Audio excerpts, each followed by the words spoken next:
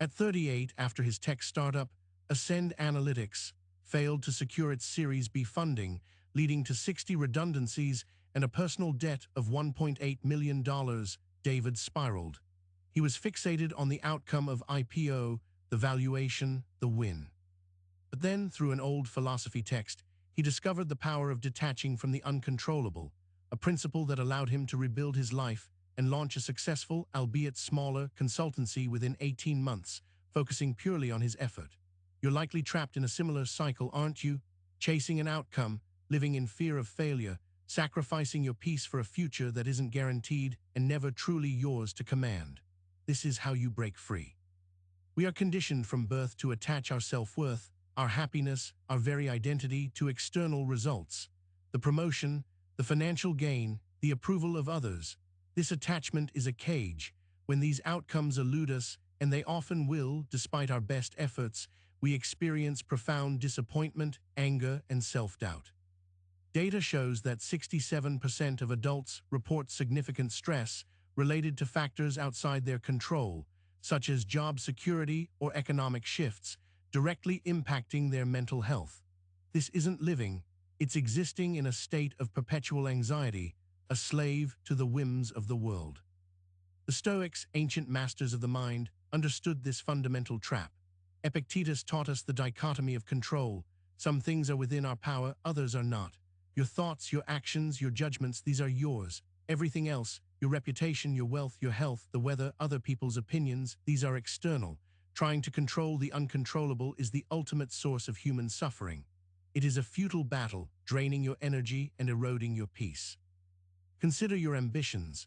Do you aim to secure a specific client, launch a successful product, or win a competition?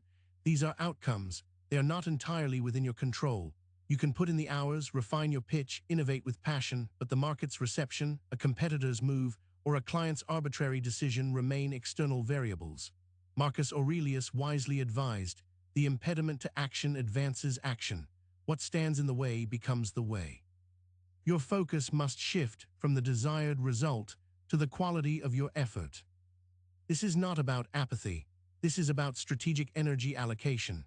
You exert maximum effort on what you can control, your preparation, your discipline, your attitude. But once your action is complete, you release the grip on the outcome. Dr. Angela Duckworth's research on grit shows that individuals who focus on persistent effort rather than immediate results are 1.5 times more likely to achieve long-term success. They understand that a single failure is merely a data point, not a definitive judgment on their capabilities. The fear of failure, born from outcome attachment, paralyses millions. It stops aspiring entrepreneurs from launching, prevents creatives from sharing their work, and keeps individuals trapped in unfulfilling lives. A study by Canyon Ridge Hospital found that 31% of adults actively avoid pursuing new goals or opportunities due to fear of failure. This isn't merely discomfort, it's a profound self-sabotage that cripples potential. You must confront this fear head-on by understanding that the failure is only an outcome, not a reflection of your inherent worth or the quality of your input. To begin, consciously delineate your circle of influence from your circle of concern. Grab a pen. On one side, list everything you are actively worried about. On the other, list what parts of those worries are genuinely within your immediate control. For instance, you might worry about your job security. What's in your control? Your performance, your skill development, your networking efforts. What's not? The company's market position, the CEO's decisions, a global economic downturn. See the distinction. Feel the immediate relief this clarity brings. Consider the job interview scenario. Your outcome desire, get the job. Your controllable actions, research the company, prepare insightful questions, practice your answers, dress professionally, arrive on time, maintain confident body language. What's uncontrollable? The interviewer's subjective bias, the number of other candidates, their specific needs that day. You can deliver a flawless performance, yet still not get the offer. This isn't a personal failing. It's simply an outcome outside your realm. Your virtue lies in the effort, not the acceptance letter. Seneca urged us, we suffer more often in imagination than in reality. Much of our anguish stems from projecting negative outcomes into the future, creating scenarios that may never materialize. This constant, what if, robs us of the present. Detaching from the outcome means severing this imaginative suffering.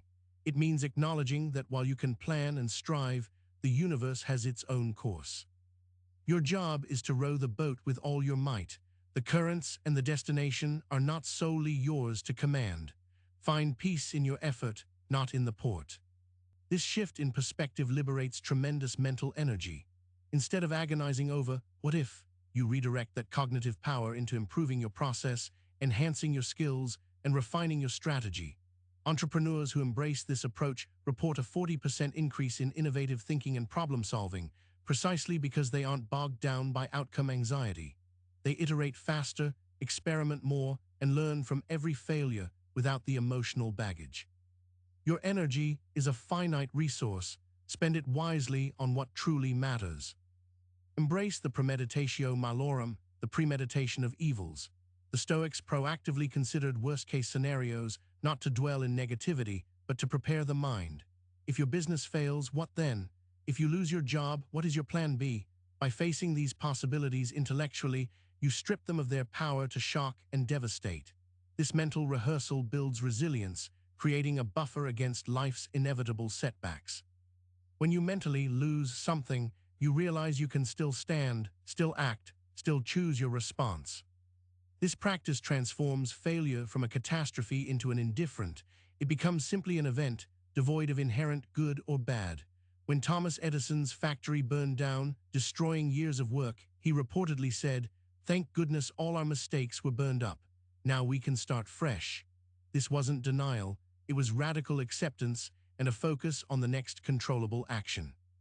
He understood that the outcome, the burned factory, was an external event, while his response and his will to invent remained internal, his to command. True power lies here. The path to mastery is paved with countless failures, or rather, learning experiences. Consider the 90% startup failure rate within the first 5 years. Most founders, like Emily Chen of Innovate Labs, learned more from their failed ventures than their successes. After her initial platform struggled, she took the lessons, discarded the attachment to the previous outcome, and pivoted to a specialized SaaS solution that now generates $5 million annually. It was her process, her relentless iteration, not the initial win, that defined her triumph. Your inner peace is the ultimate non-negotiable. To surrender it for an external outcome is a catastrophic trade. Marcus Aurelius taught, "You have power over your mind, not outside events. Realize this, and you will find strength." This strength is not brute force, but an unshakable serenity, a quiet confidence that persists regardless of external turmoil. It is the fortress within, impervious to the arrows of fortune. Cultivate this fortress daily, brick, by consciously choosing your response to every event. This detachment doesn't mean you stop striving. On the contrary, it empowers you to strive with greater focus and less fear. When the weight of must-win is lifted, you become a purer, more effective performer. Athletes who master this, like Olympic swimmer Michael Phelps, often speak of focusing solely on their stroke, their breath, their training, not the gold medal itself. Their peak performance comes from immersing fully in the process, trusting their preparation, and letting the outcome be what it may. Their statistics show improved performance under pressure, often by 15–20%. To practice this, introduce small experiments into your daily life. Attempt a new skill, present an idea, or even initiate a conversation without attaching yourself to a specific result. Just observe your effort. Did you give your best? That is your only victory.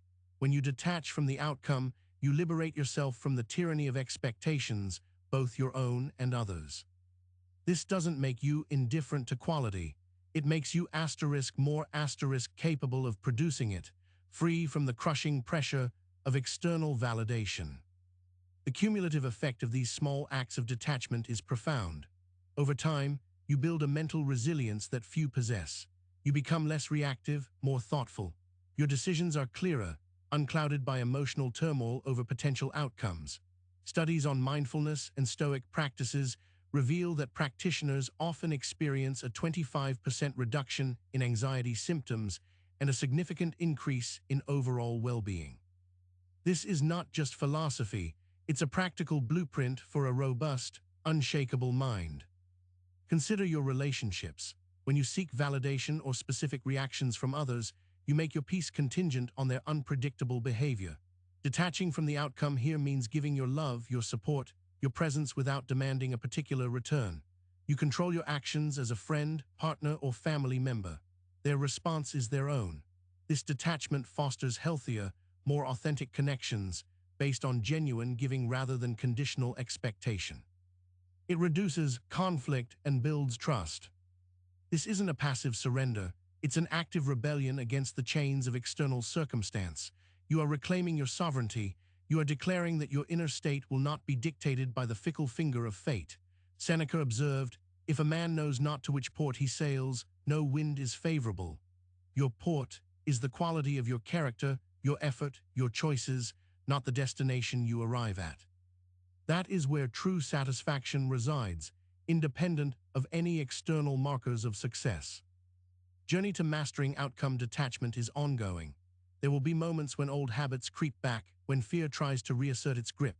Recognize them, accept them, and then consciously, deliberately recenter yourself on what is truly within your power.